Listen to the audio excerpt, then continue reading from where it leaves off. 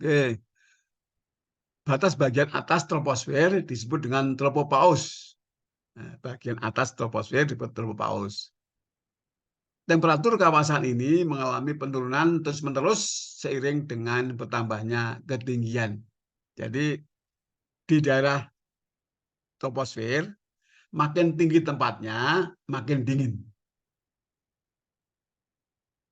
Jakarta kan rendah, itu kan panas. Nanti kalau Anda ke Bandung, dingin karena Bandung lebih tinggi. Di kota Bandung dingin, nanti kita naik ke Tangkuban Perahu lebih dingin lagi.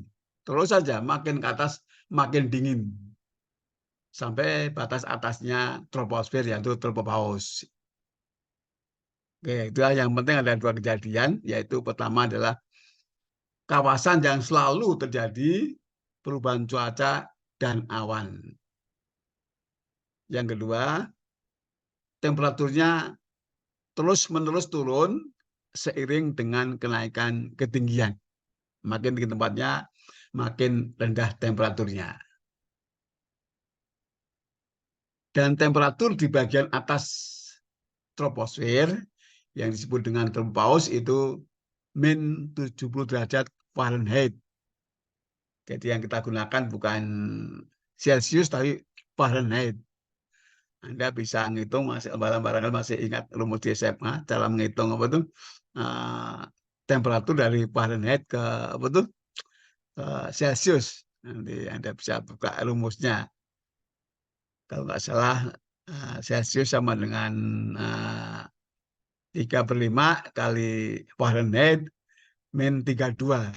Nah, jadi kira-kira ini min 70 derajat Fahrenheit kira-kira hampir sama dengan min ya 40 derajat Celcius kira-kira. Nah, itu. Oke, itulah fenomena yang terjadi di lapisan troposfer. Lapisan atmosfer yang paling rendah atau yang paling dekat dengan bumi. Kemudian yang kedua adalah stratosfer. Ditulis biasa aja, ini bahasa Inggris ditulis biasa boleh, stratosfer itu aja biasa. Rata-rata ketinggian lapisan atmosfer ini atau stratosfer ini antara 7 sampai dengan 22 mil di atas bumi. Oke ya. Kalau yang troposfer 0 sampai 7 mil, kalau yang stratosfer 7 sampai 22 mil. Temperaturnya konstan, min 70 derajat Fahrenheit, sejak tadi batas atasnya troposfer atau tropopaus sampai ketinggian 12 mil, konstan, dari min 70 derajat Fahrenheit. Kemudian temperatur akan bertambah sampai batas atasnya stratosfer. Nah, ini yang penting, kawasan ini jauh dari uap air dan awan. Nah, itu yang penting ini. Jadi kalau di troposfer selalu ada awan dan perubahan cuaca, kalau di sini di stratosfer jauh dari uap air dan awan. Maksudnya tidak ada uap air, tidak ada awan di sana. Jadi bersih, clear gitu. Jadi kalau pesawat terbang di daerah ini tanpa gangguan, tanpa ada awan. Hujan, awan di bawah kita. Biasanya penerbangan jarak jauh ada di kawasan ini. Mungkin Anda sudah pernah naik pesawat ini jarak jauh atau naik haji barangkali atau rekreasi ke itu negara mana, terbangnya di daerah stratosfer di mana tidak ada gangguan hujan dan awan, berarti tidak ada petir di sana juga. Oke, itulah kondisi di stratosfer. Kemudian dikatakan kira-kira pada pertengahan stratosfer itu, yaitu pada ketinggian 63.000 feet sama dengan 21.000 meter atau 21 kilometer, karena 1 meter sama dengan 3 feet. Ingat ya. Pesawat angkasa yang tidak dilindungi dari udara luar tidak akan dapat hidup karena tekanan udaranya sangat rendah. Jadi di sini di stratosfer tekanan udara sangat rendah. Anda tahu di sea level atau di katakanlah di masih daerah troposfer itu tekanan udara adalah 14,7 PSI atau PSI itu. Jadi 14,7 tekanan udara di sea level atau permukaan laut itu. Tapi di daerah ini sudah skala tinggi tempatnya, sangat rendah tekanannya. Jadi kalau kita di sana, terbang di sana, kalau pesawat tidak dilindungi dengan suatu uh, kabin yang kedap udara, nah kita nggak bisa bernapas, nah, bisa mati. Untuk itu pesawat yang terbang di sana harus dilindungi dengan namanya kabin bertekanan atau pressure cabin, di mana tekanan di dalam kabin bisa diatur sesuai dengan tekanan kita yang kita butuhkan, misalnya sekitar 14,7 PSI. Oke, itulah ya fenomena yang terjadi di lapisan stratosfer. Jadi yang penting adalah kawasan yang jauh dari uap dan awan. Nah, itu. Jadi kawasan yang jauh dari uap dan awan. Yang kedua, tekanan sangat rendah sehingga itu pesawat yang terbang di daerah ini harus dilengkapi dengan kabin bertekanan atau pressurized cabin, di mana tekanan di dalam kabin bisa diatur sesuai dengan kebutuhan kita manusia, sekitar 14,7 PSI. Oke, itulah kawasan stratosfer. Yang ketiga adalah mesosfer, dari kata medium, mesosfer atau medium atmosfer. Kenapa medium? Karena dia di tengah-tengah. Ada 5 lapisan atmosfer, nah, mesosfer ada di tengah-tengah, sehingga disebut dengan medium atmosfer atau mesosfer. Oke, fenomena yang terjadi di kawasan ini adalah pertama, tebelnya adalah 22 mil sampai 50 mil di atas bumi. Ingat ya, troposfer 0 sampai 7 mil, stratosfer 7 sampai 22 mil, mesosfer 22 mil sampai 50 mil di atas bumi. Kawasan ini merupakan konsentrasi dari ozon atau O3, bentuk gas oksigen yang mempunyai 3 atom per molekul, yang juga disebut O3, yang menyerap sebagian besar radiasi sinar ultraviolet matahari. Oke, jadi di mesosfer ini merupakan konsentrasi ozon atau O3 yang sangat bermanfaat bagi kehidupan kita di bumi. Karena apa? Bisa menyerap sinar ultraviolet matahari. Nah, sekarang ini banyak krem untuk hand body lotion itu yang dilengkapi ditambahkan dengan anti UV, gitu, anti sinar ultraviolet. Maksudnya supaya sinar ultraviolet bisa supaya tidak merusak kulit kita. Biasanya cewek-cewek atau perempuan tuh menggunakan hair body lotion yang mengandung anti UV. Nah, itu. Tapi perlu diketahui bahwa sekarang ini yang namanya ozon sudah berlubang, dan lubangnya makin menganga karena ulah manusia, yaitu adanya yang namanya rumah kaca.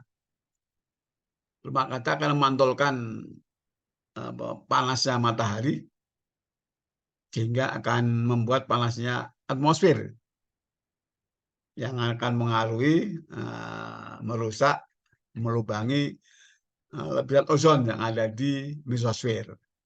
Jadi rumah kaca. Yang kedua, cairan pendingin atau freon yang digunakan pada AC rumah, atau AC mobil atau pada apa tuh freezer freezer atau kulkas itu adalah cairan yang namanya freon. Negara-negara maju saat ini seperti Amerika, Eropa sudah tidak menggunakan freon. Mereka punya produk baru yang tidak merusak ozon. Nah, kita masih menggunakan itu, betul? Nah, freon. Oke, yang ketiga adalah bahan-bahan yang berbusa. Bahan busa itu juga merusak ozon. Jadi ada tiga macam barang yang merusak ozon. Ya, yang pertama rumah kaca, yang kedua adalah freon, yaitu cairan pendingin dari AC atau betul, atau untuk kulkas segala macam itu. Yang ketiga adalah karena uh, adanya bahan berbusa. Nah, itu tiga itu merusak ozon yang makin lama makin menghangat sehingga sinar ultraviolet dari matahari langsung masuk ke bumi tanpa diserap oleh ozon. Nah, itu. Oke, sampai sini ada pertanyaan? Halo, saya tambahkan dulu. Saya tambahkan, temperatur kawasan ini terus-menerus menurun. Ini bukan meningkat ya, ini maaf ini bukan meningkat tapi menurun sampai minus 135 derajat Fahrenheit pada garis batas atasnya kawasan ini. Jadi tadi setelah dari yang pertama dari permukaan bumi kira-kira eh, kira-kira temperaturnya ya 35 derajat Kelvin, kita maaf Fahrenheit, kemudian turun sampai min 70 di bagian atasnya troposfer, kemudian konstan sampai ketinggian 12 mil, kemudian naik sedikit, kemudian masuk ke mesosfer turun sampai min 135 derajat Fahrenheit. Kira-kira sama dengan ya 80-an derajat Celcius minus, jadi sangat sangat dingin. Ya, dinginnya bukan main. Jadi kira-kira ya min 80 derajat Fahrenheit Celcius berarti dinginnya bukan main. Es saja 0 sampai 4 derajat, min 4 derajat Celcius. Ini salju kira-kira ya sampai min 20 ya, itu ada salju atau min 10 itu salju ini min 80 derajat Celcius atau min 135 derajat Fahrenheit. Jadi dinginnya bukan main.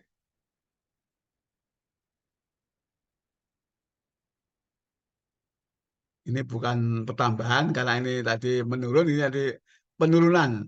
Penurunan temperatur pada atmosfer yang tipis ini dan pada ketinggian tersebut membantu menutup bumi dari sinar kosmik.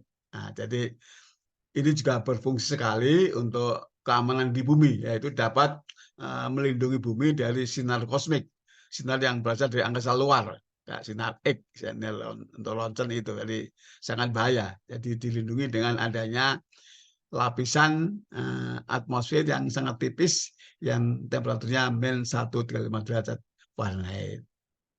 Oke, itulah fenomena yang ada di apa tuh? Mesosfer. Jadi yang penting adalah tempat konsentrasi ozon yang berfungsi untuk menyerap sinar ultraviolet dari matahari. Yang kedua, temperatur di bagian atas mesosfer sampai min 135 derajat Fahrenheit yang berfungsi untuk melindungi bumi dari sinar kosmik. Nah, itu yang penting dari kawasan ini. Kemudian yang keempat,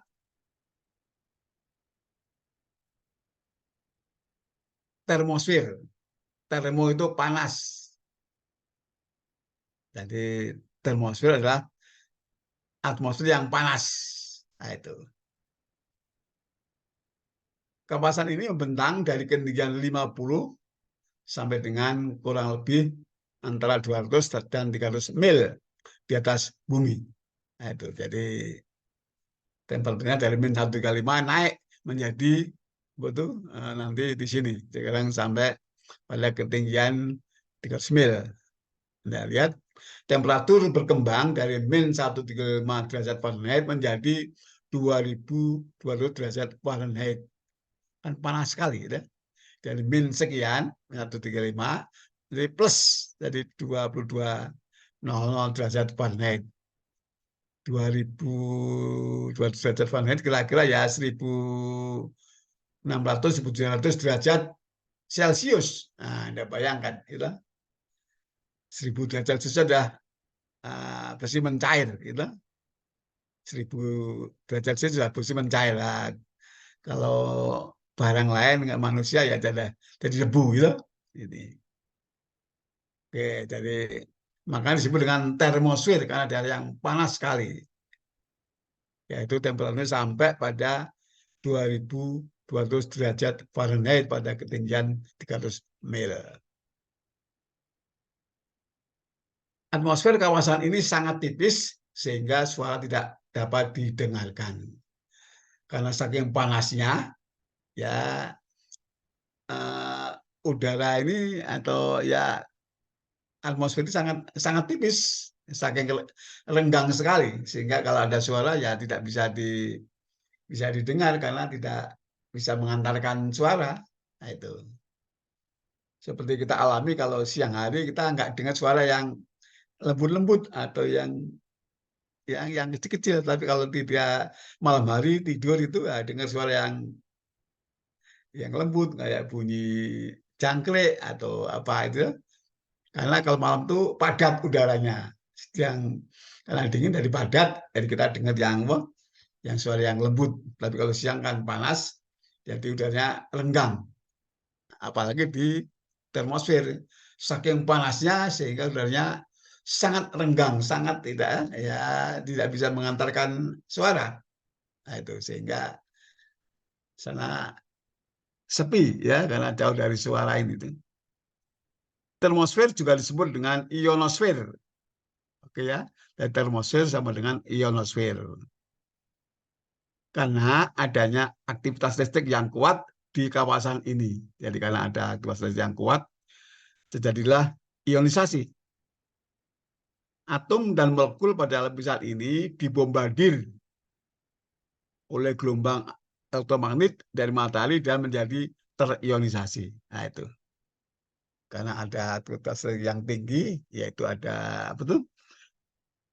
Bombardir gelombang elektromagnet dari matahari ke atau mengenai pada atom dan molekul pada lapisan ini, ya terjadilah ionisasi sehingga termosfer dengan ionosfer.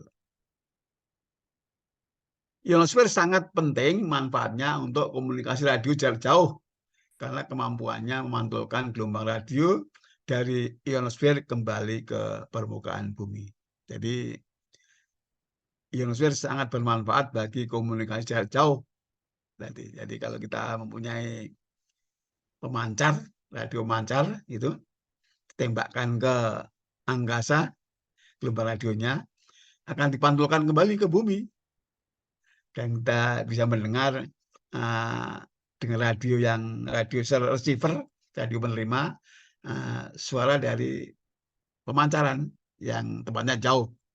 Misalnya kita bisa mendengar radio BBC dari London atau dari Amerika, Voice of America atau VOA dari Washington DC.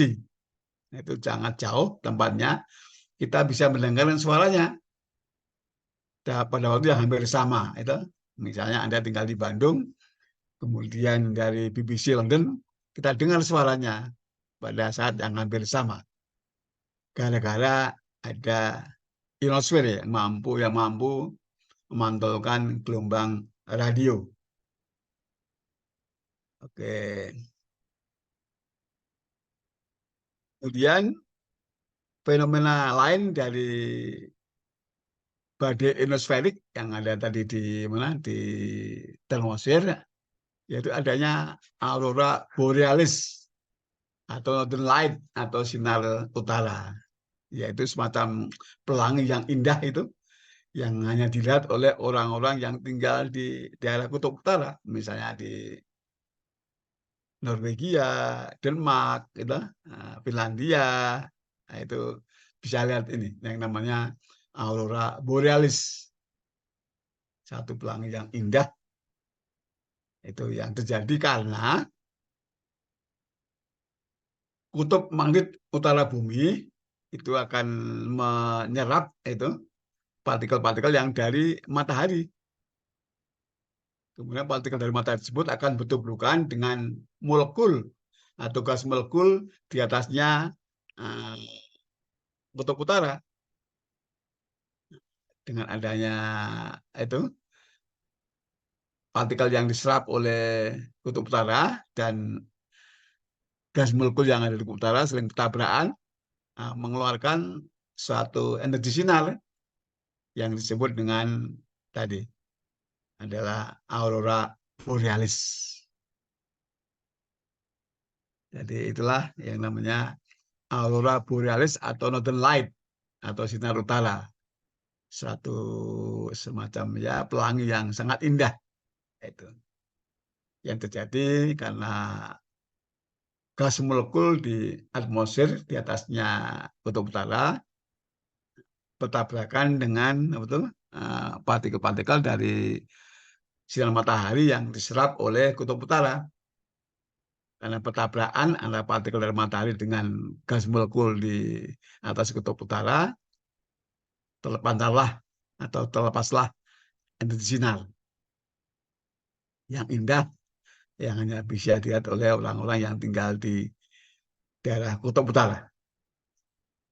Oke, itulah fenomena yang ada di apa tuh lapisan termosfer. Yang penting adalah pertama temperaturnya sampai 2000 derajat Fahrenheit pada ketinggian 300 mil. Itu. Kemudian karena panasnya sehingga atmosfer sangat tipis, tidak bisa memancarkan sinar atau tidak bisa menyampaikan atau meneruskan suara saking tipisnya atmosfernya. Kemudian terjadi ionisasi karena atom dan molekul di kawasan ini dibombardir oleh sinar gelombang elektromagnetik dari matahari dan terionisasi sehingga termosfer disebut dengan ionosfer. Dan selanjutnya adalah ionosfer berguna untuk komunikasi jarak jauh karena bisa memantulkan gelombang radio. Dan yang selanjutnya di termosfer ini terjadi yang namanya aurora borealis. Nah, ini cukup banyak kejadian atau fenomena di lapisan termosfer. Dan yang terakhir adalah eksosfer. Itu luar, jadi atmosfer yang paling luar, yang sudah ya jauh dari permukaan bumi, masih milik bumi tapi terluar, ya adalah eksosfer. Yaitu kawasan yang membentang dari ketinggian 300 sampai dengan 1000 mil. Nah, itu. Jadi yang terjauh yaitu antara 300 sampai 1000 mil. Molekul gas di kawasan ini sangat kecil sehingga mereka tidak saling bertubrukan. Dan saking kecilnya molekul itu dan kawasan sangat luas sehingga molekul yang satu dan yang nggak bertubrukan. Nah, itu. Dalam kenyataan banyak partikel yang lepas dari gaya tarik bumi atau gravitasi bumi dan hilang ke angkasa. Jadi di sana karena sudah jauh dari bumi, ya gravitasinya kecil. Kita tahu bahwa gravitasi di bumi ini, nah, di kita ini di sea level hitungannya adalah 9,81 meter per second kuadrat. Nah, di sana sudah kecil sekali. Jadi kita bisa berada dalam kondisi seperti ini karena kita kena gravitasi bumi yang besarnya 9,81 meter per second kuadrat. Kalau di angkasa kan tidak ada gravitasi sehingga orang melayang-layang, tidak bisa menginjak tempat yang dia berdiri. Kalau kita bisa bebas bergerak karena ada gravitasi bumi yang akan menarik kita untuk selalu menempel ke bumi.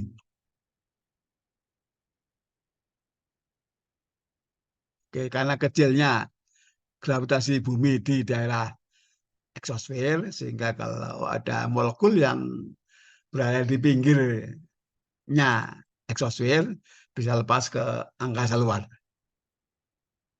Kalau kita yang ada di sana misalnya, ya kita bisa jadi alien kalau sampai lepas ke angkasa luar.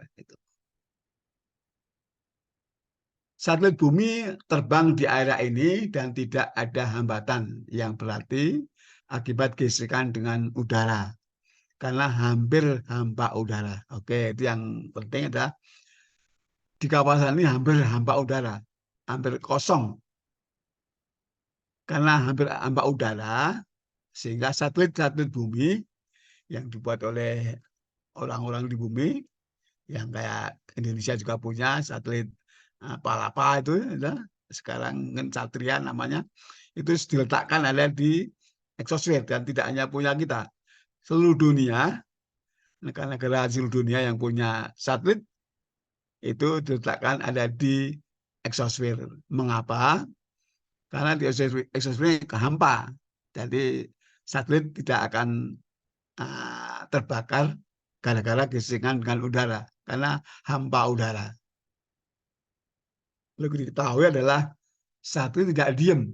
Satelit itu ada di sana tidak diam, tapi berputar mengelilingi bumi.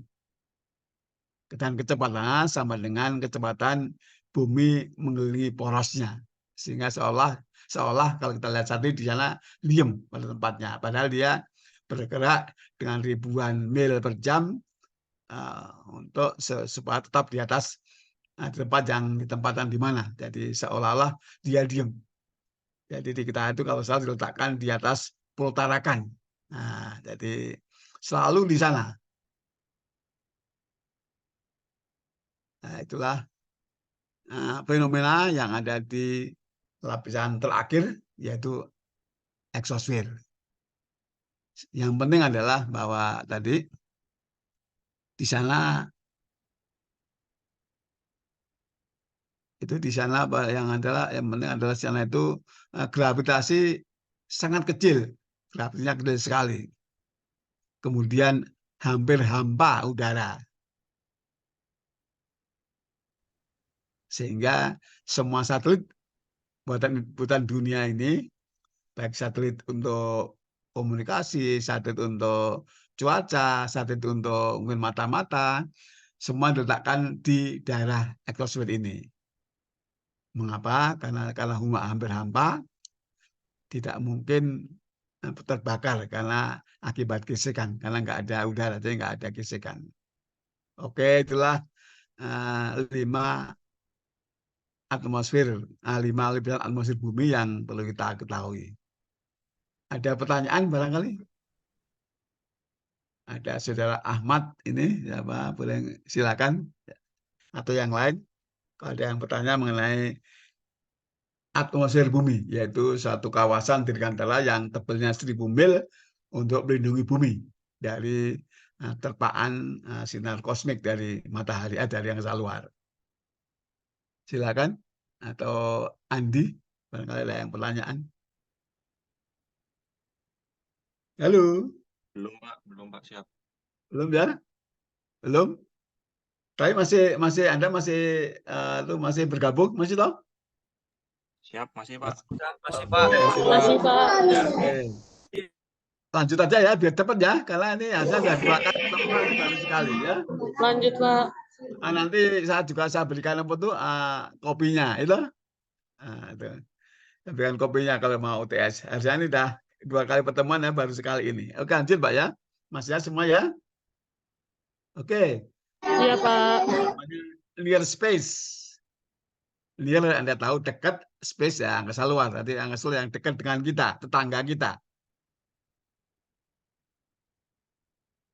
Oke. Near space atau angkasa luar dekat itu tetangga kita. Yaitu kawasan yang membentang dari ketinggian 1000 mil yang tadi milik dunia, milik bumi, sampai dengan 10.000 mil di atas bumi.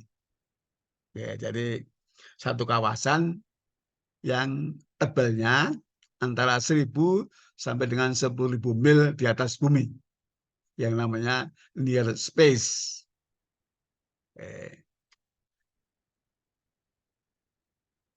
Kawasan di luar atmosfer, jadi ukurnya dari luar atmosfer, bukan dari permukaan bumi, dari atmosfer, yang merupakan awal jalan menuju bulan atau menuju angkasa luar. Jadi suatu kawasan di luar atmosfer bumi yang merupakan awal jalan menuju bulan atau angkasa luar. Itulah near space. Itu maksudnya kalau kita mau ke angkasa luar atau mau ke bulan atau mau ke Mars atau ke Jupiter, itu kita mengirim roket dengan satelitnya yang ada di ujung roket itu. Di Amerika roket Saturnus itu, atau Apollo itu yang itu dikirim ke angkasa roketnya sampai pada daerah ini yaitu di near space. Kalau sudah sampai sana roketnya terus diputar ke kanan, belok kanan. Belok kanan, dia akan terbang mengelilingi bumi. Kalau beloknya itu sebelum apa? Near space, dia akan nabrak bumi. Nah, kalau sudah terbang naik ke atas, lurus ke atas terus sampai near space dibelokkan kanan. Jadi dia akan terbang mengelilingi bumi. Nah, pada saat mengelilingi bumi itu dipercepat terbangnya. Jadi dipercepat. Mungkin 1000 mil per jam, terus 2000, 3000, 5000, terus dipercepat. Akhirnya dia terpental sendiri ke angkasa. Nah, kalau dia terpental dari inner space, nah, terserah dia mau kemana. Mau ke bulan, mau ke Mars, mau ke mana aja. Nah, itu yang penting adalah suatu kawasan untuk awalan. Kalau bahasa Jawanya ancang-ancang. Nah, itu kalau Anda pun kalau melompat kan perlu ada awalan. Nggak bisa kalau lompatnya jauh kalau cuma tanpa awalan. Jadi untuk awalan keluar angkasa. Oke, ada pertanyaan. Jadi kalau mau mengirim satelit keluar angkasa, caranya adalah menggunakan roket yang bisa terbang sampai ke near space. Kemudian belokkan ke kanan, belok itu langsung dia terbang akan mengelilingi bumi. Karena sebelum ke near space bisa nabrak bumi terbangnya. Nah, setelah mengelilingi bumi dipercepat terbangnya, dipercepat sampai dia otomatis terpental sendiri ke angkasa luar. Dia akan terpental, kemudian dari sana dia baru mau kemana. Jadi adalah tempat awalan atau ancang-ancang. Itulah near space. Ada juga istilah ini Keyslunner space di sini, yaitu kawasan di luar atmosfer yang terletak antara bumi dan bulan, atau juga disebut dengan istilah jarak bumi dan bulan. Itu. Jadi Keyslunner space adalah jarak atau kawasan antara bumi dan bulan sejauh 23.900 mil. 23.900 mil dan 23.900 mil jarak bumi dan bulan. Adalah disebut dengan Keyslunner space. Oke ya, itulah jarak bumi dan bulan, yaitu disebut Keyslunner space. Yang jauhnya ya 23.900 mil. Ada lagi istilahnya translunar space, yaitu kawasan yang jauhnya sampai 1 juta mil dari permukaan bumi. Disebut dengan translunar space. Nah, itu.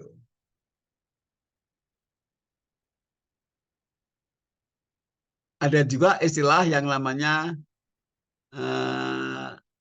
interstellar space, yaitu jarak antar bintang dalam galaksi namanya galaksi Milky Way atau Bima Sakti. Nah, kita tahu bahwa tata surya kita, yaitu matahari dengan 8 planetnya, itu berada di galaksi Milky Way atau Bima Sakti. Nah, di galaksi Bima Sakti ini tidak hanya satu matahari, banyak matahari atau bintang.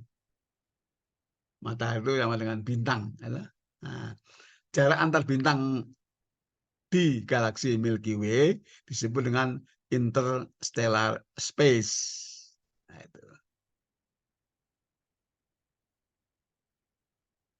Kemudian galaksi ini tidak saya perlu tambahkan, galaksi di alam semesta ini tidak hanya satu saja Milky Way atau Bima Sakti, tapi masih banyak, katanya sampai miliaran galaksi.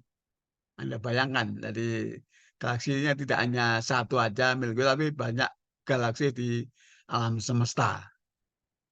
Nah, galaksi satu dengan galaksi lain itu jaraknya sama dengan namanya intergalactic space. Nah, dari jarak antar galaksi dalam alam semesta. Kalau interstellar space adalah jarak atau kawasan yang merupakan jarak dari bintang yang satu dengan bintang lain dalam galaksi Milky Way atau Bima Sakti yang kita kenal itu. Tata surya kita atau bumi kita terletak pada galaksi Bima Sakti.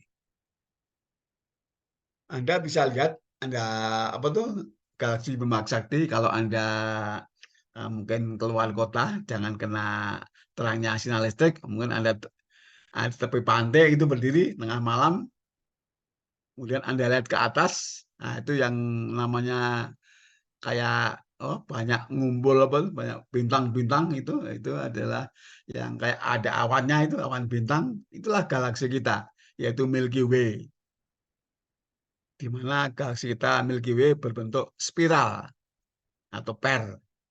Nah, kita bisa melihat galaksi kita kenapa? Karena kita ada di bagian per yang bawah, kita bisa melihat bagian per yang di atas kita. Jadi kalau Anda melihat itu kayak taburan bintang-bintang yang banyak itu yang memanjang dari horizon yang satu ke horizon yang lain, namanya adalah galaksi Milky Way atau Bima Sakti. Jadi yang terkenal bukan Bima Sakti itu untuk Indonesia saja, tapi Milky Way adalah umum untuk dunia. Milky Way gitu. Oke. Itulah angkasa luar yang kita kenal, tapi sebatas sedikit aja, yaitu pertama adalah near space, yaitu jarak 1.000 sampai 10.000 mil di atas kita, yang berfungsi sebagai awalan untuk ke angkasa luar. Kemudian ada lagi Kizlur Space, yaitu jarak antara bumi dan bulan sejauh 23.900 mil. Kemudian Trantur Space, yaitu satu kawasan yang jaraknya sampai 1.000 mil dari 1 juta mil dari permukaan bumi. Kemudian ada lagi istilah interstellar space, yaitu jarak antar bintang dalam galaksi Milky Way, galaksi di mana bumi kita berada. Ada lagi intergalactic space yang sini nggak ada, yaitu jarak antar galaksi dalam alam semesta. Oke. Kira-kira pakai apa ukur jarak ini kalau Anda tahu? Gunakan apa? Misalnya jarak interstellar space antar bintang ini dalam galaksi, pakai apa? Pakai Pakai apa? satuan cahaya, Pak. Pakai apa? Pakai satuan cahaya, Pak. Ayo kurang jelas apa itu? Kalau Apalagi? untuk mengukurnya, untuk sistem mengukurnya bisa pakai sistem paralaks, Pak. Tapi kalau untuk penunjukan satuannya pakai satuan cahaya, Pak.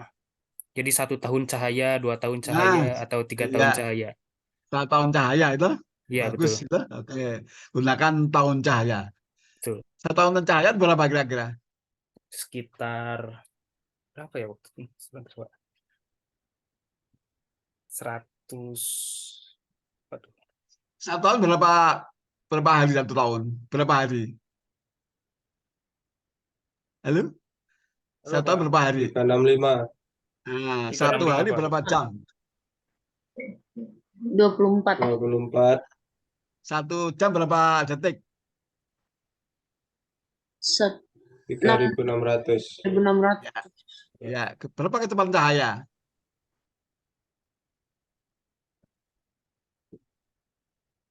Kira-kira 3 kali 10 pangkat 5 kilometer per detik, gitu. Nah, itu Anda kalikan adalah 365 kali 24 kali 3.600 kali 3 kali 10 pangkat 5 kilometer. Nah, itulah satuan cahaya. Tinggal kalikan aja. Iya. Oke? Ya, itu kira-kira dari 365 kali 24 kali 3.600 kali kecepatan cahaya. Itulah satuan cahaya. Nah, tinggal nanti jaraknya berapa ribu tahun cahaya. Misalnya sampai jutaan tahun cahaya. Jarak antar galaksi satu dengan yang lain. Kemudian jarak antar bintang dalam satu galaksi bisa ya ribuan tahun cahaya. Ya Anda bisa bayangkan. Ya, kalau manusia tidak akan bisa mencapai. Kalau umur manusia berapa? Cuman 100 tahun misalnya. Dari lahir sampai meninggal bisa nggak bisa sampai ke galaksi yang mana yang akan dituju karena saking jauhnya. Itu pun kalau kecepatan kita pakai tahun cahaya, kalau kecepatan kita biasa ya 5.000 mil per jam ya nggak akan sampai gitu ya. Oke, itulah kawasan dirgantara yang ada di sekeliling kita. Ya kita tidak bisa jauh-jauh, kita hanya sekedar tahu yang bermanfaat bagi kehidupan di bumi. Oke, lanjut ya. Sampai pada sifat-sifat angkasa luar. Oke ya, apa sifatnya dikatakan? Pertama, vakum atau hampa. Kevakumannya jauh lebih tinggi dibanding dengan kevakuman yang dapat dicapai manusia dalam laboratorium di bumi. Jadi manusia tidak bisa membuat vakum sama sekali di bumi. Ya, kalau buatan Tuhan betul-betul vakum sama sekali. Gitu. Jadi hampa, kosong. Gitu. Kemudian tidak ada suara. Yang kedua, jadi pertama hampa, yang kedua tidak ada suara di angkasa. Kenapa nggak ada suara? Karena menurut definisi, suara adalah getaran yang dihasilkan oleh suatu barang dan dipancarkan oleh gelombang. Kalau di sana tidak ada barang atau benda, maka tidak ada suara. Nah itu, jadi sana ada banyak benda di angkasa luar, tapi sangat berjauhan. Nah, sehingga suara mereka tidak bisa mengaruhi ya angkasa. Nah, itu saking luasnya. Jadi tidak ada suara, sepi, sunyi sepi gitu di sana. Benda seperti bulan yang berada di angkasa dan tidak mempunyai atmosfer pelindung akan menjadi sasaran dari panas yang hebat, sinar dan bentuk-bentuk lain dari radiasi. Jadi bulan tidak punya atmosfer pelindung seperti bumi. Sehingga ya langsung diterpa oleh partikel dari matahari yang panas itu. Sehingga bulan nggak bisa ditempati untuk kehidupan manusia. Nah, itu. Jadi karena nggak ada atmosfer pelindung, nggak tahu tempat yang lain seperti Mars, Jupiter punya nggak? Kalau nggak punya ya sama aja nggak bisa ditinggali manusia. Akibatnya molekul benda tersebut akan membuat permukaannya bergetar sangat tinggi. Jadi permukaan bulan itu bergetar sangat tinggi gara-gara radiasi dari matahari. Dan sebagai ukuran berapa tingginya getaran dari molekul tersebut adalah temperaturnya. Makin tinggi getarannya, makin tinggi temperaturnya. Nah, itu. Jadi untuk mengukur berapa getarannya ya berapa temperaturnya. Jadi bulan panas tidak punya atmosfer pelindung. Sebaliknya, bagian atau sisi benda angkasa yang tidak berhadapan dengan matahari, temperaturnya hampir 0. Nah, itu. Jadi yang menghadap ke kita, bulan itu panas. Sedang yang di belakang-belakang itu dingin. Ya, hampir 0. Nah, itu. Itulah temperatur bulan. Bulan selalu menghadap kita seperti yang kita lihat setiap hari, tidak berubah karena dia berputar. Itu bulan sama dengan putarannya putarannya bumi melihat porosnya, sehingga selalu kita lihat itu aja itu. Angka sendiri tidak memiliki temperatur, manakala temperatur diukur sebagai gerakan molekul atau getaran partikel-partikel suatu benda. Ada dikatakan bahwa karena benda saking berjauhnya, saking jauhnya satu dengan yang lain, dari getaran partikel tidak mengaruhi getaran untuk angkasa atau temperatur angkasa. Nah, luar, jadi tidak punya temperatur. Oke ya, itulah intinya dari sifat-sifat dari maaf tuh. Oh, maaf itu kaum lain tidak. Oke. Ya. Oke, pertama vakum sifatnya, kedua tidak ada suara, itu. Ketiga, benda yang tidak mempunyai atmosfer pelindung akan kena radiasi yang tinggi dari matahari. Kemudian angkasa tidak mempunyai temperatur. Mungkin saya tambahkan tidak ada gravitasi bumi di sana, sehingga ya tidak bisa nggak mengambang, semuanya mengambang gitu. Tidak punya berat, yang ada adalah massa. Oke, ada pertanyaan mengenai sifat angkasa luar? Silakan. Jadi pertama hampa itu. Nama hampa, kemudian tidak ada suara, kemudian benda yang tidak mempunyai atmosfer pelindung akan terkena radiasi yang tinggi itu dari matahari, kemudian angkasa tidak mempunyai temperatur, dan juga saya tambahkan tidak ada gravitasi bumi, sehingga ya tidak ada berat di sana, ada cuma massa. Jadi matahari ya hanya massa, bumi juga massa, pelan-pelan juga cuma massa, ya, karena tidak ada gravitasi bumi. Ada pertanyaan? Ya, belum, Pak. Halo. Oke. Pak, mau tanya, Pak. Ya, silakan. Kalau misalnya atmosfer itu nggak ada, apa yang terjadi, Pak ya? Ya tadi itu seperti bulan yang tidak mempunyai atmosfer pelindung, dia akan terkena panas yang sangat tinggi dari matahari, kena radiasi yang tinggi. Ya kita akan begitu. Nah, tapi Tuhan Maha Pengasih dan penyayang sama kita dikasih atmosfer yang terbagi dari lima lapisan yang masing-masing mempunyai fenomena masing-masing yang semua bermanfaat bagi kehidupan manusia di bumi. Jadi kalau nggak punya atmosfer ya saya kira nggak ada kehidupan di bumi. Oke, barangkali jawaban saya itu.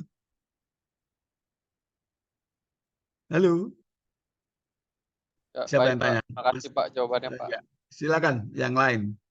Izin bertanya, Pak. Ya, silakan. Tadi kan Bapak menjelaskan lapisan atmosfer yang suhunya sampai minus, terus tiba-tiba lapisan selanjutnya yang sampai tinggi. panas banget. Nah, itu Yang atmosfer. apa ya? Faktor apa yang menyebabkan dia berubah suhu secara drastis? Terima Ya. kasih, Pak. Faktor Kenapa? apa yang menyebabkan dia berubah secara drastis? Kalau penyebab saya nggak tahu kenapa. Ya mungkin karena makin dekat dengan matahari barangkali, tapi saya nggak tahu penyebabnya. Tapi itu hasil daripada penelitian. Jadi menggunakan balon balon udara atau balon untuk penelitian atau roket sounding dikirim ke angkasa, direkod setiap ketinggian berapa temperaturnya, dan itu ada grafiknya. Saya nggak tahu penyebabnya, terus terang aja. Barangkali bisa menjawab penyebabnya, saya nggak tahu terus terang, tapi itulah kejadiannya, sehingga ya perlu ada semacam pelindung untuk astronot yang akan ke angkasa luar, dikasih Oh iya Pak. pelindung yang tahan dengan panas itu. Ya. Enggak ya dia meleleh. Ya. Iya Pak. Oke. Jadi Oke Pak. Ya. barangkali Anda punya referensi, tapi kalau penyebab saya nggak tahu. Iya, iya Pak. Oke, silakan yang lain.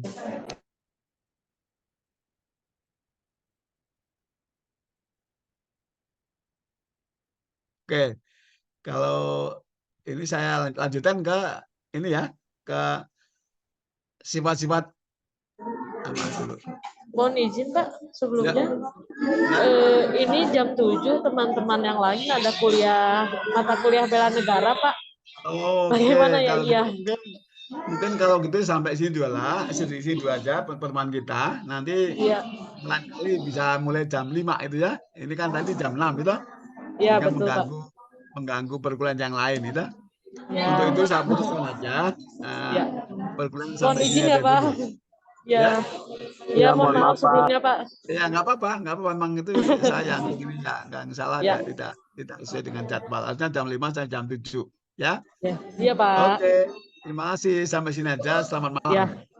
Selamat malam Pak, terima kasih Pak. Terima kasih Pak, selamat malam. Terima kasih Pak.